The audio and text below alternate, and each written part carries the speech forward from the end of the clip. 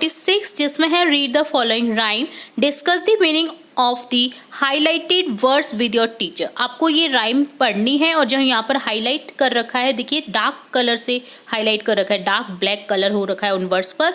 उन वर्ड्स को आपको क्या करना है, समझना है और डिस्कस करना है अपने टीचर के साथ में। तो चलिए यहाँ पर मैं आपको बता देती हूँ सभी के अर्थ। ग्रोन अप से things like speak up, don't talk with your mouth full, don't stare, don't point, don't pick your nose, sit up, say please, less noise, shut the door behind you। देखिए behind यहाँ पर आ गया, देखिए जो तुम्हारे पीछे door है उसे बंद कर दो। Don't drag your feet, have not you got the hanky, take your hands out of your pocket। ये सभी कमांड्स है जो आप टीचर्स के थ्रू सुनते हैं, ठीक है। जैसे ड्रैग, हिलाना, अपने पैरों को मत हिलाओ। हैंकी, क्या तुम्हारे पास में हैंकी नहीं है? से प्लीज, कहो कृपया। सिट अप, बैठ जाओ। तो यहाँ पर देखिए ड्रैग हो गया, हैंकी हो गया, प्लीज हो गया जिसका अर्थ होता है कृपया। स्पीक अप, बोलो, है ना। फिर क्या होगा? Stare, don't stare. नेक्स्ट होगा पिक योर नॉइस, यानी आवाज उठाओ। और स्टेयर का अर्थ आपको बताती हूँ मैं।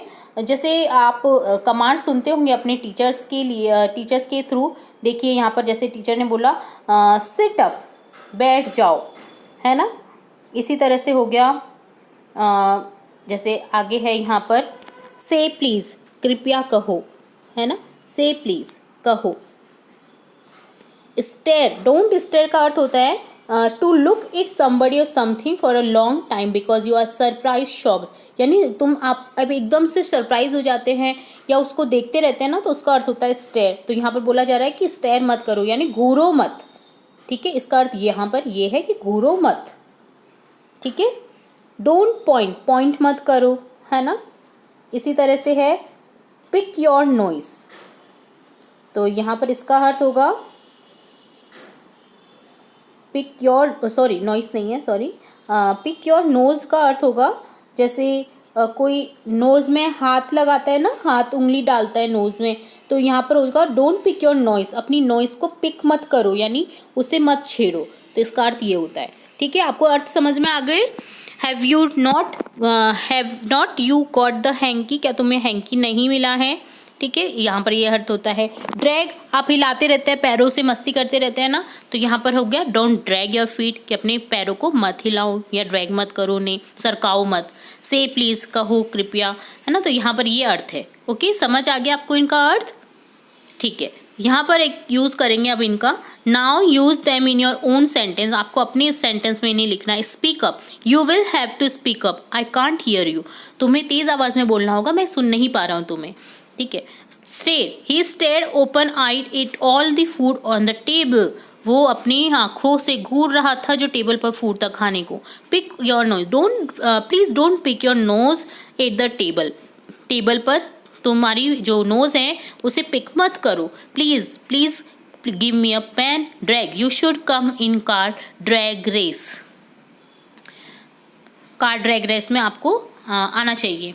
Hanky, always keep your hanky clean, हमेशा अपने रुमाल को साफ रखना चाहिए। तो यहाँ पर ये कमांड्स हैं, तो उम्मीद है आपको ये समझ आ गए होंगे। वर्कशीट 46 का होता है यहाँ पर सॉल्यूशन डन। अब देखेंगे वर्कशीट 47 जिसमें है look at the given picture and right 10 lines using clues given below. आपको देखिए यहाँ पर पिक्चर गिवन है जो एक पंचायत की लग रही है, जहाँ पे एक लेडी कुछ समझा रही है, लोग बैठे हैं, बातचीत हो रही है आपस में। तो ये विलेज है, sarpanch meeting, evening discussion, issue, participation, man, electricity, woman system. तो यहाँ पर एक पंचायत हो रही है, किस चीज़ के ऊपर? इलेक्ट्रिसिटी से रिलेट है। सरपंच मीटिंग ले रही है। तो देखिए every village has a sarpanch, सभी गाँवों में एक सरपंच होता है। There was a meeting at evening, वहाँ पर शाम को मीटिंग होती है। In meeting all members should discuss about different issues पर, जो गांव में इश्यूज़ होते हैं, उन परेशानियाँ होती हैं, उन पर डिस्कस किया जाता है। All members and villagers are participate in the meeting, सभी मेंबर्स जो विलेजर्स होते हैं वो सभी पार्टिसिपेट करते हैं इस मीटिंग में। इन member they are man and women both, और जो मेंबर होते हैं वो मैन वुमन दोनों होते हैं। In meeting one man have issue about electricity. तो यहाँ पर एक मैन को इलेक्ट्रिसिटी पर इश्यू होता है। He told that he has no electricity in his field. उसने कहा कि उसके खेत में इलेक्ट्रिसिटी बिजली नहीं है। Everyone ensured him they will look into the system. और सभी ने उसको इंश्योर किया, वादा किया कि वो देखेंगे इस बात को रखेंगे और सिस्टम को चेक करेंगे। तो यहाँ पर आपको इससे रिलेट इस तरह से सेंटेंस बना देने थे। तो देखिए यहाँ पर आप बोल सकते हैं और भी, जैसे some discussed about issues of village, है ना। तो अगली लाइन ये भी आप लिख सकते हैं। And everyone happy to ensuring the sarpanch, है ना। Everyone happy with their sarpanch. इस तरह से आप इसे फिनिश कर सकते हैं। तो ये होता है वर्कशीट 47 का सॉल्यूशन। सबसे पहले वर्कशीट 48 का सॉल्यूशन देखेंगे, जिसमें क्वेश्चन है listen to your teacher and read aloud the given rhyme and on city and village the answer the following question. तो आपको क्या करना है, जो ये विलेज और सिटी के बारे में जो राइम दे रखी है वो आपको रीड आउट करनी है। देन आपको कुछ क्वेश्चन पूछे जाएंगे जिसके आपको आंसर करने हैं। My home is a house near a would, I would live in a street, if I could I do wish someone lived near. There's no one to play with at all. The trees are so high and so tall, and I should be lonely for hours, were if not for the birds and the flowers. The city child बोलेगा, I live in a city, in a street. It is crowded with traffic and feet. There are buses and motors and trams. I wish there were meadows and lambs. The house all wait in a row. There is a smoke everywhere that I go. I don't like the noises I hear. I wish there were woods very near. तो village वाले child को शहर का house अच्छा लग रहा है और शहर वाले चाइल्ड को विलेज का। तो यहाँ पर ये पोइम दी गई है, राइम दी गई है। अब देखेंगे question, make a pair with your friend and read the two poems to each other, discuss the following question among yourself and write the response below. तो यहाँ पर हो जाएगा, what does the boy from the city and boy from the village wish, write their wish in the boxes. तो क्या wish है उनकी लिखनी है आपको। विलेज बॉय की someone live near, city boy की है meadows woods. Where do you live, tick the answer, city. तो जहाँ पर आप रहते हैं वो आप लिखना है। अगर आप विलेज में रहते हैं तो आपको विलेज टिक करना है, सिटी में रहते हैं तो सिटी को टिक करना है। List 2 things that you like about your village और सिटी। आपको जो पसंद है आपके विलेज और सिटी में, जो 2 चीज़ें वो आपको बतानी है, जैसे मार्केट, प्लेग्राउंड। तो ये डन होता है वर्कशीट 48। अब देखेंगे वर्कशीट 49, जिसमें है Drishti wrote a letter, Nirek goes to school daily. तो यहाँ देखिए दृष्टि क्या है, नाउन है, लेटर नाउन है, निरेक नाउन है। नाउन क्या होता है, किसी भी चीज का नाम जो आपको दिख रही है उसका कोई ना कोई नाम है, तो वो है संज्ञा शब्द यानी कि noun. The underline words is above sentence are noun. Noun की परिभाषा देखेंगे, a noun is the name of person, place और थिंग। व्यक्ति या जगह या किसी चीज का नाम होता है नाउन। फीलिंग, स्टेट, एक्शन ये भी हो सकते हैं थिंग में। It is a naming word, ये नेमिंग वर्ड है। फीलिंग भी हो सकती है, जैसे आप सोच रहे हैं, जैसे आप छू नहीं सकते हैं, वो भाववाचक संज्ञा में होता है। हिंदी में बोलते हैं भाववाचक संज्ञा, तो ये भी नाउन है, ठीक है। तो यहाँ है underline the noun in the following sentence. आपको अंडरलाइन करना है नाउन को। जैसे श्रद्धा इज अ जेंटल वुमन। अब यहाँ पर देखिए श्रद्धा नेम है, ये नाउन हो गया, वुमन भी नेम है, तो यहाँ भी इसको अंडरलाइन कर देंगे। Honesty is the best policy, ईमानदारी भी नाउन है, इसे छू तो सकते नहीं हैं बट इसे महसूस किया जा सकता है।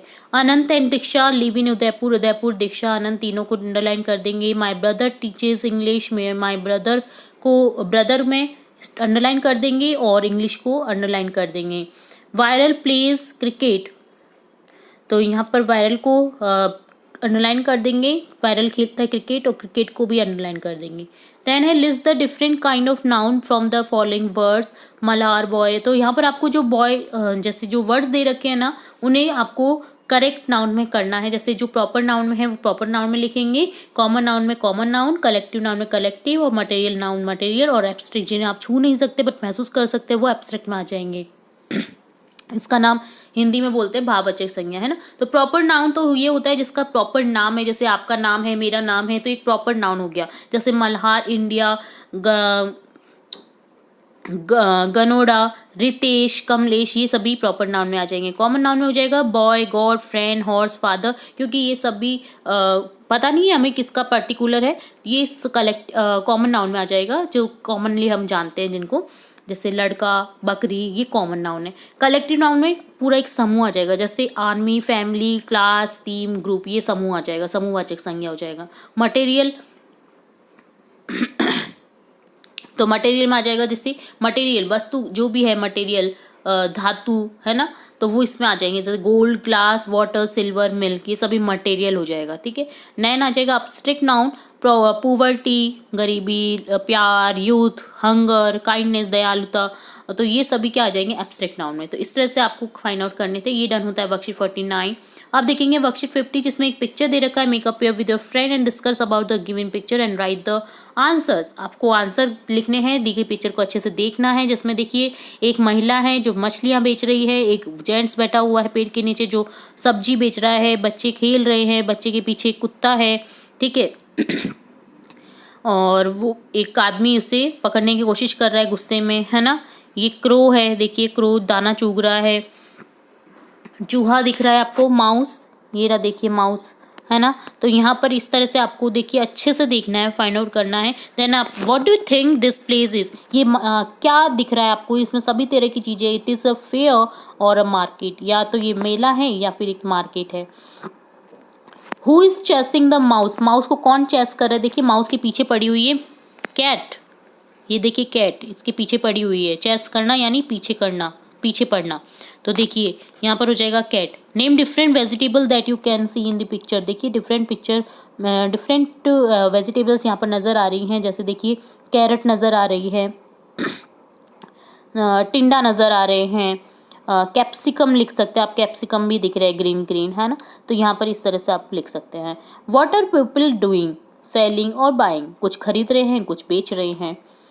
What is the woman carrying in the basket on her head, woman ने क्या कैरी किया हुआ है यहाँ पर, fishes. The place where milk is being sold is, जहाँ वह जगह जहाँ पर दूध बेचा जाता है वो होता है डेयरी, देखिए पीछे मिल्क दूध लिखा हुआ है, डेयरी बनी हुई है, तो ये होता है dairy. Spot the crow that is eating grains, circle it, और सर्कल करना आपको, जो क्रो है, जो कौवा है जो ग्रेन्स को खा रहा है, तो सर्कल करके इस तरह से आपको बता देना है ये है क्रो। ठीक है। तो ये डन होता है वर्कशीट 50। तो यहाँ हमने